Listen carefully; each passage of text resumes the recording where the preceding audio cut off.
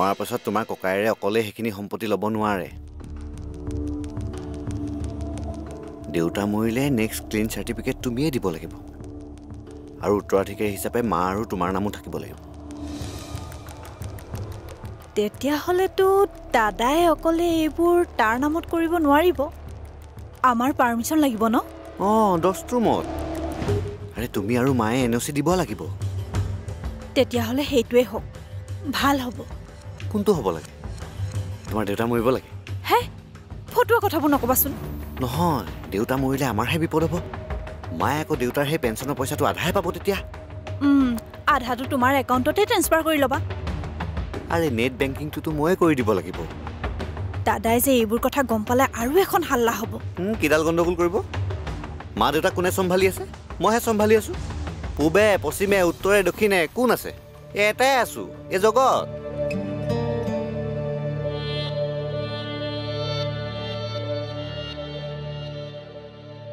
ৰশ্মিয়ে যে আমাৰ ঘৰটো ব্যৱহাৰ কৰিব বিচাৰিছিল, সেই কথাটো আপুনি মোক এবাৰো নক'লে। ৰণেও যে একেটা কাৰণতে ঘৰটো বিচাৰিছিল, তুমিওতো সেই কথা গোপনে ৰাখিলা। ভাল নলগা কথাবোৰ কৈনো কি লাভ? আমাৰ দেখোন ভাল লগা একো নোহোৱাই হ'লহে।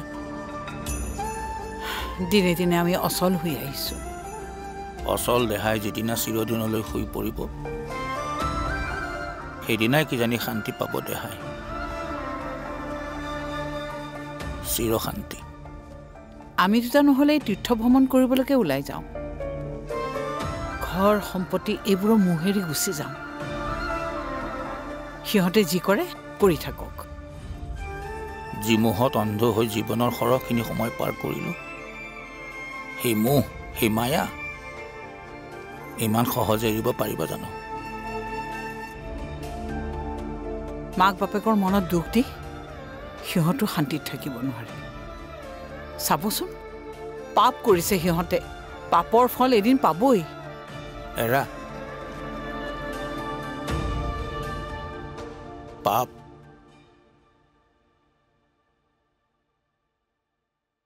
ময়ো চাগে পাপৰ ফলে পাইছো পইচা।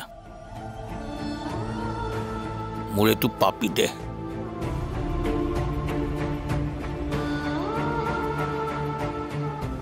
ময়ো এটা সময়ত মানুহক কম দুখ দিলোঁ নে? কষ্টৰ টকাৰ ভাগ ললোঁ। কিহৰ বাবে জানা? ঘৰ, মাটি, গাড়ী, সম্পত্তি এইবোৰৰ বাবে।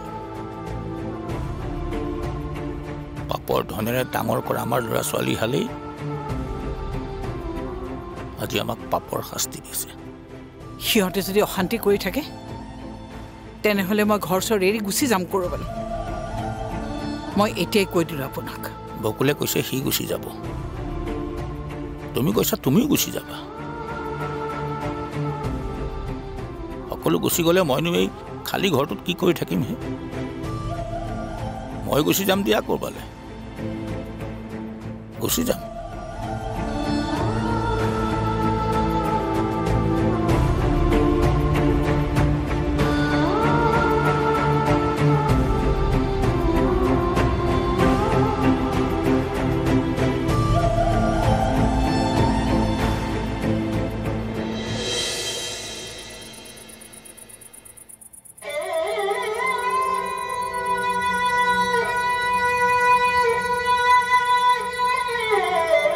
হে প্ৰভু, তুমি মোৰ এইটো জন্মৰ পাপৰ ফল এইটো জন্মতে ভোগ কৰিবলৈ দিলা।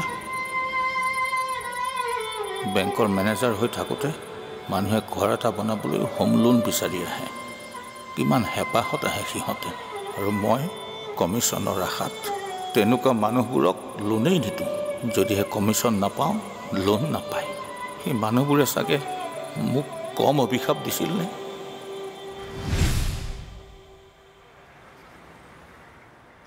ছাৰ, আপোনাক লগ কৰিব বিচাৰিছিলোঁ। আপুনি ক'ৰবাত যায় নেকি? আপোনাক লগ কৰিব নিদিলে তেখেতসকলে। আপুনি ৰখিব নেকি ছাৰ? কওকচোন কি আছিলে? ছাৰ, মই হোম লোন এটাত এপ্লাই কৰিছিলোঁ, কিন্তু আপুনি নক'লে হ'ব বুলি ঘূৰাই থাকিলে। অলপতো ঘূৰিবই লাগিব, বেংকৰ টকা ইমান সহজে নাপায় নহয়। কি নাম আছিল আপোনাৰ? নলিনী হাজৰিকা, PWDৰ এজন এমপ্লয়ী ছাৰ। মনত পৰিছে এমপ্লয়ি হ'লেও কেজুৱেল ক'ত গ্ৰেড নহয় জানো হেৰি লোনৰ ধাৰ কেনেকৈ মাৰিবহে কিবা এটা কৰকচোন ছাৰ ঘৰটো নতুনকৈ বান্ধিম বুলি ভাবিলোঁ এতিয়া লোনটো নোপোৱাৰ কাৰণে আগবঢ়াবই পৰা নাই আধা বনা ঘৰটোত বৰ কষ্ট হৈছে ছাৰ আপুনি কিবা এটা কৰি দিয়ক ছাৰ কিবা কৰি দিব লাগে মানে হয় ছাৰ চাওকচোন ছাৰ আমাৰ পিনে অকণমান মই চাই দিম বাৰু কিন্তু মোকো অকণমান দিব লাগিব মানে ছাৰ বুজা নাই উপযুক্ত নোহোৱা মানুহক উপযুক্ত কৰাব লাগিব আচ্ছা কওকচোন মোক কিমান পাৰ্চেণ্টেজ দিব আপোনাক ছাৰ কেনেকৈ দিম মই ছাৰ ইণ্টাৰেষ্ট দি লোনহে ল'ম ৰ'বহে ইমান ডাঙৰ ডাঙৰ কথা নক'ব মই লোন দিওঁ নিদিওঁ এইটো মোৰ ইচ্ছাৰ কথা আপুনি মোক ক'লে নহ'ব নহয় এইটো কিন্তু আপুনি বৰ অন্যায় কৰিছে ছাৰ অন্যায় কৰিছোঁ নে কি কৰিছোঁ এইটো মই জানো ইয়াৰ পিছত আপুনি আৰু এই বেংকলৈ নাহিব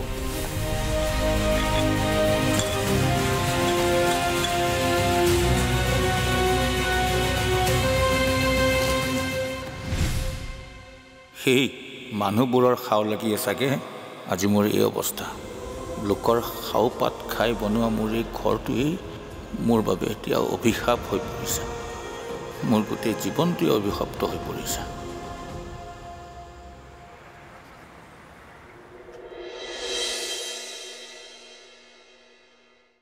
ৰণ আছেনে ক'ৰবাত গ'ল আৰু জিউ এওঁ স্কুলত থবলৈ গৈছে আহিব হ'ল ৰ মই ফোন এটা কৰোঁ ফোন কৰিব নালাগে দে আহিব তই আহিবি বুলি কৈছিলো যে সেইকাৰণে বজাৰো কৰিব পাৰে তহঁতক ৰণৰ বাপেকে ঘৰৰ চুক এটাও নিদিয়েনে ইটা চপৰাও নিদিওঁ বুলি কৈছে ভালেৰে ক'লে নিদিয়ে যেতিয়া 2 নম্বৰী কৰি ল'ব লাগিব মই শুনিছোঁ জীয়েকে বোলে মিনাৰেল ৱাটাৰ ফেক্টৰী এটাও খুলিব বিচাৰিছে আমাক নিদি সিহঁতক দিয়কচোন কি কৰোঁ চাবি ৰ চব কথাত হুলস্থুল কৰি ক'লে নহ'ব মই এটা কথা ভাবিছোঁ তহঁতে এপ্লাই কৰি চাব পাৰ য'ত যি এপ্লাই কৰিব লাগে চব কৰিম কি কৰিব লাগে ক ঘৰ মাটি প্ৰপাৰ্টিবিলাক কোনোবাই কাৰোবাক গিফ্ট হিচাপে দিলে এটা ছিষ্টেম আছে যদি ৰণৰ বাপেকে তোক বা ৰণক সেইখিনি গিফ্ট হিচাপে দিয়া বুলি চহী কৰাই ল'ব পাৰ তেনেহ'লে বহুত কম টেক্সতে তহঁতৰ নামত ৰেজিষ্টাৰ কৰি ল'ব পাৰিবি হা হয় নেকি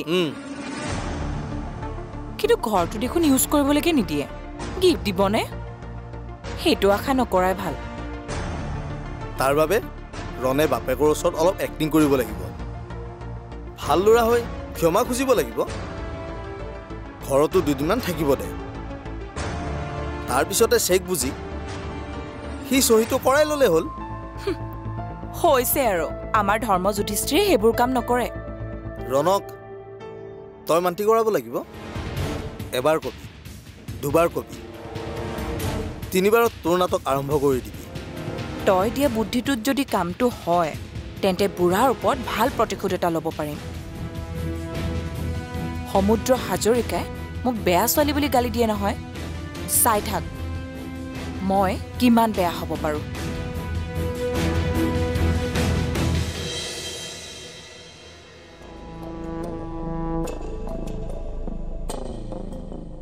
ফোনটো ইয়াতে এৰি থৈ গৈছে এই মানুহটো ক'লে গ'ল বাৰু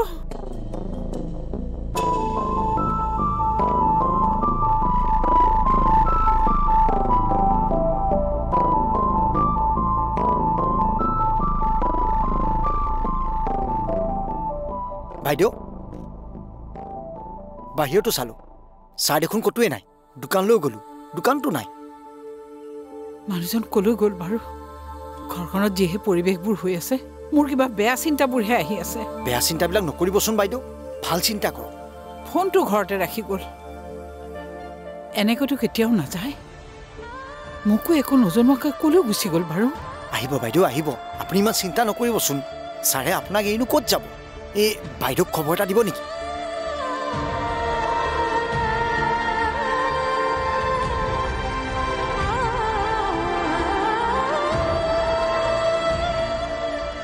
হেল্ল' মাজনী দেউতাৰে ঘৰত নাই নহয় অঁ 2টামান বজাৰ পৰাই নাই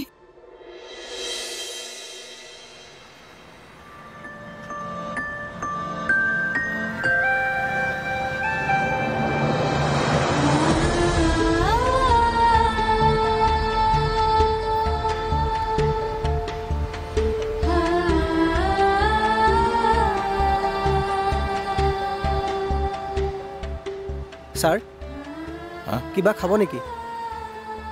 পানী অকণমান দিয়াচোন।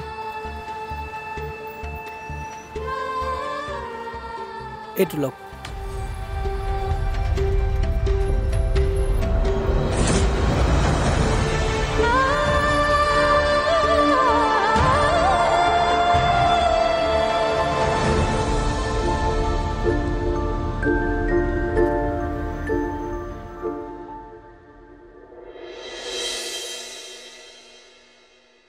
মাৰে ক'লে মনৰ শান্তিৰ কাৰণে হেনো তীৰ্থভ্ৰমণৰ পৰা আহেগৈ।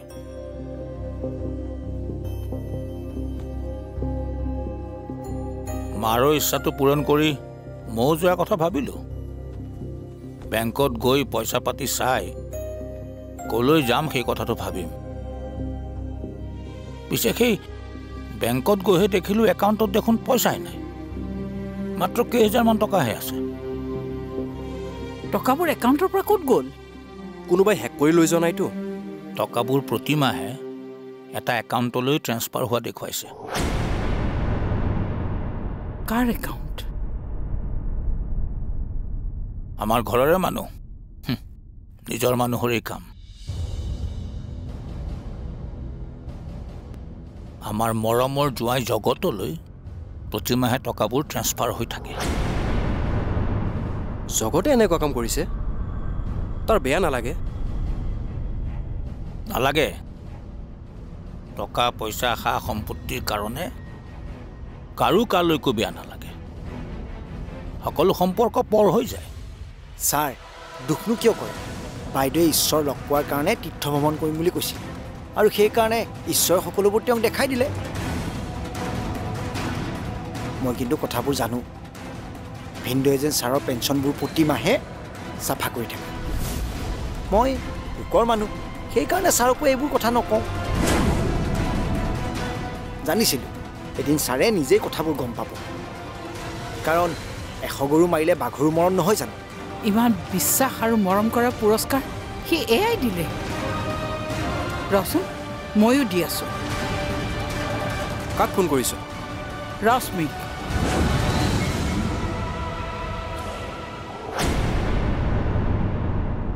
মই কিবা মোৰ কাৰণে খৰচ কৰিবলৈ পইচাবোৰ লওঁ নেকি? দেউতাহঁতৰ কাৰণেতো খৰচ কৰি থাকোঁ। দেউতাহঁতৰ বাবে কিহত খৰচ কৰা তুমি? ৱাহ, হা? ডেইলি যে বজাৰবোৰ কৰোঁ, পইচাবোৰ ক'ৰ পৰা আহে? সেইবোৰ আৰু কিবা এটা হ'লে ডক্টৰৰ ওচৰলৈ নিয়া, দৰৱ কিনি দিয়া, সেইবোৰ এনেই আহে। সেইবোৰ দেউতাক খুজিলেও দিলেহেঁতেন। ইজ্জত। প্ৰতিটো কথাতে দেউতাক পইচা খুজি থাকিবলৈ মোৰ ইজ্জতত লাগে। নোৱাৰো নহয় খুজি থাকিব। খুজিবলৈ ইজ্জত লাগে? সেই মনে মনে যে পইচা ট্ৰেন্সফাৰ কৰিবলৈ ইজ্জত নালাগে? সেই এতিয়া মা দেউতাহঁতৰ আগত কি বুলি মুখ উলিয়াম বাৰু? জান সেইবোৰ মই মেনেজ কৰি দিম নহয়, তুমি টেনশ্যন নল'বা। মই মেনেজ কৰি দিমতো। এবাৰ গৈ অকণমান এনেকৈ ইমোশ্যনেল হৈ দেউতাক চৰি বুলি কৈ দিম, হৈ যাব আৰু। তুমি এতিয়ালৈকে চহীটো ল'ব পাৰাই নাই? তাত গৈ কি ঘোঁৰা ঘাঁহ কাটি আছা? সেইবিলাক বাহানা তুমি মোক নিদিবা। শুনা, তুমি এটা কাম কৰিবা। তুমি ক'বা যে বেংকৰ লোন ল'বৰ কাৰণে দেউতাই তেখেতৰ পুত্ৰ হয় বুলি কোৰ্ট এফিডেভিট এখনত চাইন কৰি দিব লাগে, আৰু তুমি সেই বুলি কৈ প্ৰপাৰ্টি গিফ্টৰ দলিলখনত চাইন এটা কৰি ল'বা। চিম্পল।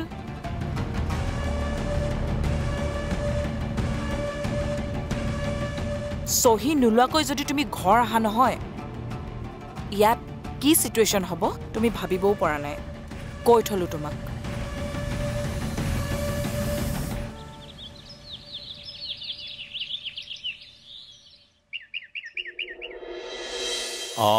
হেল্ল' মাজনী, ভালে আছ নহয়? আজি বহুদিন একো তহঁতৰ খা খবৰ পোৱা নাই, অহাও নাই তহঁত। মই গম পাইছোঁ মাজনী,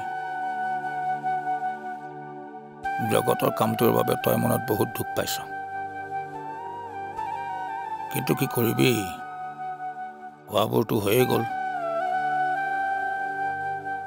নাই নাই নাই নাই, নিজৰ ল'ৰা বুলি মই আৰু মাৰ এটা ক্ষমা কৰি দিছোঁ দে।